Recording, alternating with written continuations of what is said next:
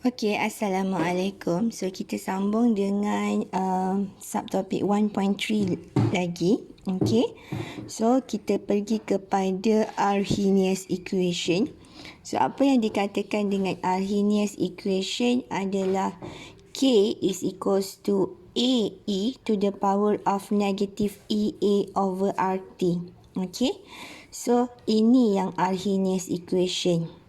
So, kalau soalan kata define Arrhenius equation, so just write this formula sahajalah. No need to write in sentence. Okay. So, this Arrhenius equation can be derived, okay, by lonkan both side. Okay, lonkan both side. So, dia akan jadi ln K kat sini. So, this one right hand side akan jadi ln AE to the power of negative EA over RT.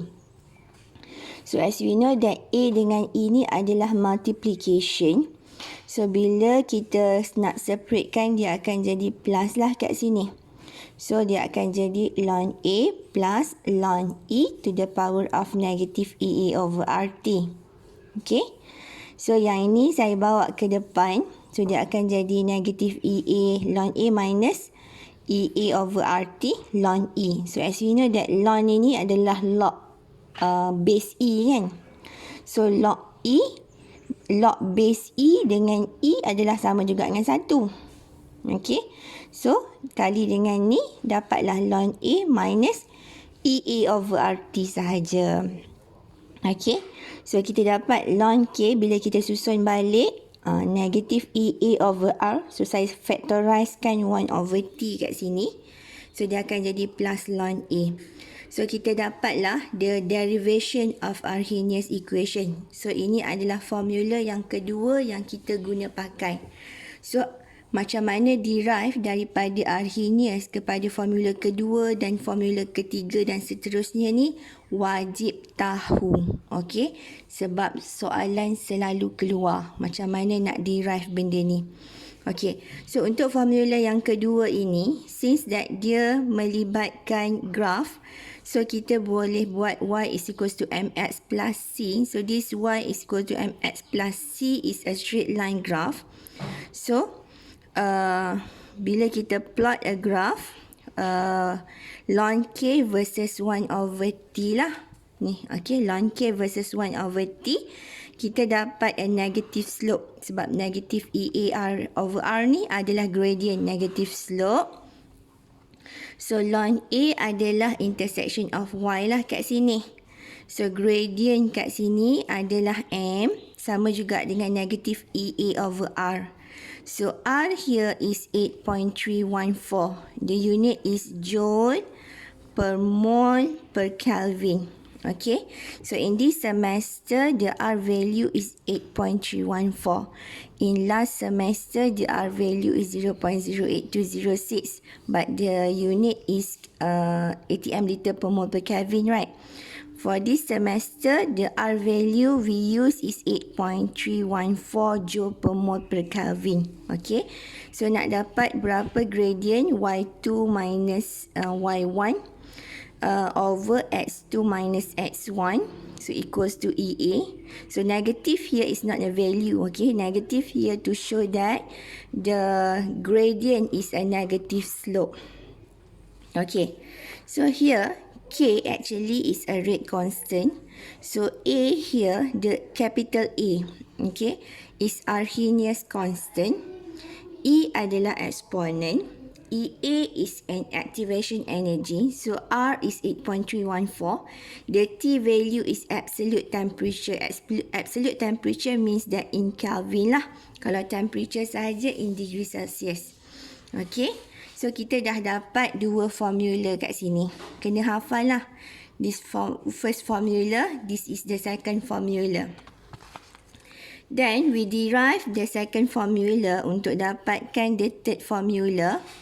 So, yang ini kita guna semula.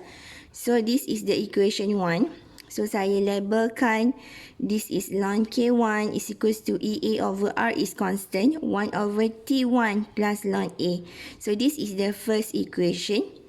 So, the second equation is ln K2 equals to EA over R 1 over T2. Okay, plus ln A. So, this one is the second equation. So, we have to solve this by using a simultaneous equations lah. Okay, by equation 1 minus with the equations 2. So, ln K1 minus ln K2 lah. And this one, the whole of the first equation minus with the whole of the second equation. So, negative EA 1 over T1 plus ln A here. This is from the first equation minus lah. Okay. The second equation, negative EA over 1 over T2 plus ln A. Okay. So, since that this is ln, so minus dia akan jadi divide lah. Ln K1 over K2.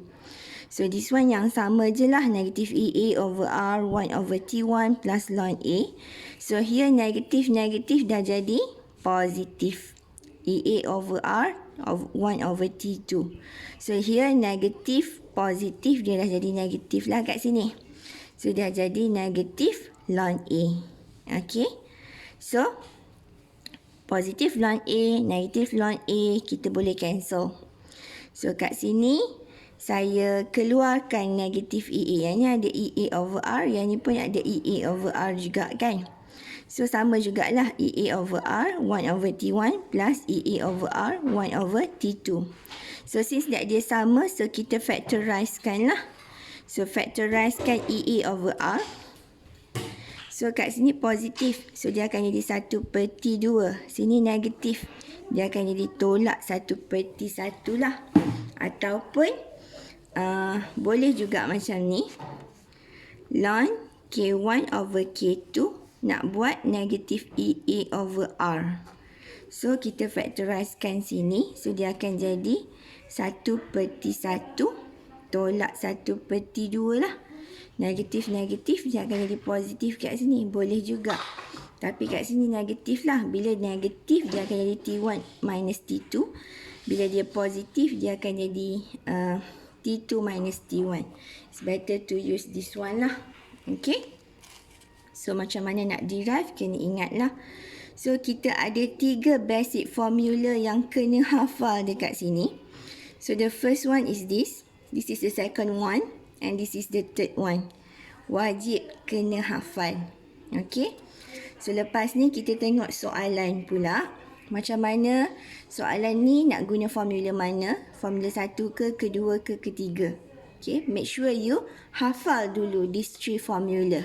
Baru kita boleh senang untuk jawab soalan. Okay, saya stop dulu.